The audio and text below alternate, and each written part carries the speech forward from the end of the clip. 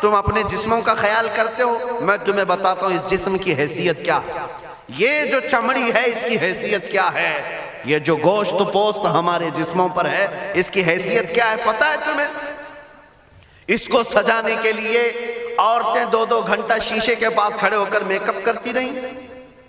اب عورتوں کی طرف سے یہ میک اپ، لالی پاؤڈر اور کنگھیاں بالوں کو سجاتے رہے، اور تم اپنی باڈی کو بناتے رہے جیم میں جا جا کر کے۔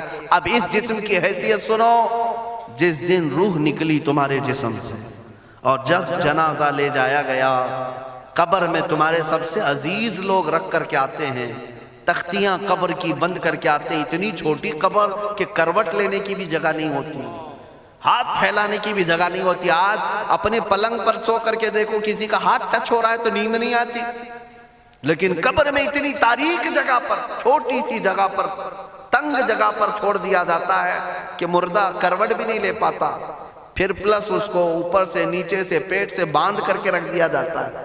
تمہیں پتہ ہے اب حکماں نے جو لکھا ہے وہ سنو بزرگوں نے، جیسے ہی تیسرا دن آتا ہے تمہاری قبر کی زندگی کا، جب 3 دن گزرتے ہیں تمہاری ناک کے ذریعے سے پیٹ کی چیزیں باہر آنے لگتی ہیں، منہ کے ذریعے سے آنتڑیاں یا جو بھی اندر کا لیکویڈ ہے سب باہر آتا ہے۔ 5ویں دن کان کے اندر سے بھیجا نکلنے لگ جاتا ہے، یہ جو بھیجا سر کے اندر ہے وہ ختم ہو کر کے سڑ کر کے پیپ کی شکل میں کانوں سے باہر آنے لگ جاتا ہے، ناک اور منہ سے پیٹ کی چیزیں، کلیجہ خون بن جاتا ہے، دیگر چیزیں سب کان اور ناک اور منہ سے نکلنے لگتی ہیں، اور 40 دن تو بہت دور کی بات ہے، 8ویں دن اس کا پیٹ پھٹ جاتا ہے، پیٹ پھولتے پھولتے پھٹ جاتا ہے، اور جیسی پیٹ پھٹتا ہے قبر میں کیڑے پیدا کیے جاتے ہیں۔ تم 1000 کوشش کر لو لیکن وہ کیڑے اسی کے لیے پیدا ہی کیے جاتے ہیں، ان کی غذا ہے۔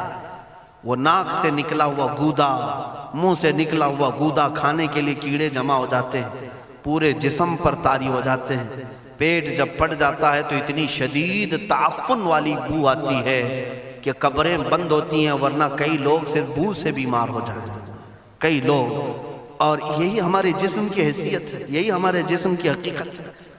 اور چند دن گزر جاتے ہیں کہ اس کی آنکھوں کی پتلیاں لٹک کر کے باہر نکلتی ہیں، اس کی آنکھوں کی پتلیاں باہر آ جاتی ہیں اور گڑے پڑ جاتے ہیں۔ اب جو جسم کے اوپر موجود گوشت ہے اس کو چونٹیاں، مکوڑے اور کیڑے کھانے لگ جاتے ہیں، کھاتے کھاتے 2-3 مہینے کے اندر اس کو صرف اور صرف ڈھانچے کی شکل چھوڑ دی جاتی ہے، ہڈیاں باقی رکھی جاتی ہیں۔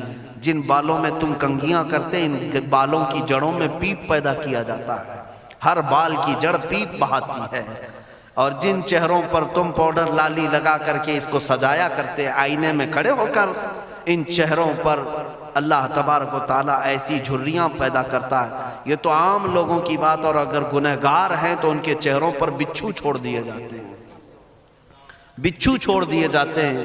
کئی لوگوں کی قبروں پر سانپ ان کی ناک کو ڈستے رہتے ہیں اور ان کا گودا پیتے رہتے ہیں۔ سانپوں کا عذاب، بچھوؤں کا عذاب، یا قبر کے عذاب کے ساتھ یہ جسم گلا دیا جاتا ہے، ہڈیوں کے سوا کچھ نہیں باقی رہتا۔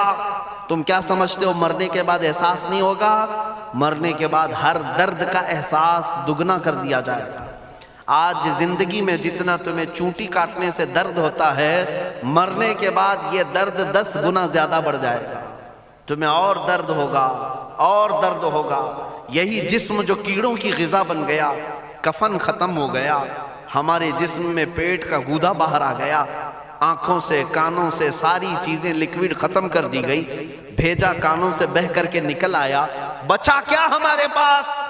جس جسم کو ہم سجاتے رہے، سنوارتے رہے، اس پر ہزاروں پیسے بہاتے رہے، یہ جسم 40 دن کے اندر کیڑوں کی غذا بن گیا، سب ختم ہو گیا۔ میرے عزیزو، ہر انسان کے جسم کے ساتھ قبر یہی کرتی ہے، قبر دباتی الگ ہے، کیڑوں کا عذاب الگ ہے، بچھوؤں کا عذاب الگ ہے، لیکن یہ سب کے لیے احکام نہیں۔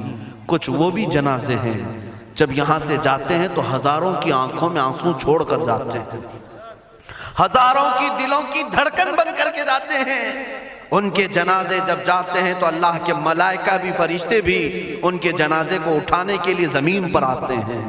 یہ کون لوگ ہیں؟ جو اپنے سینوں میں عشق مصطفیٰ کی شمع روشن کیے ہوئے تھے۔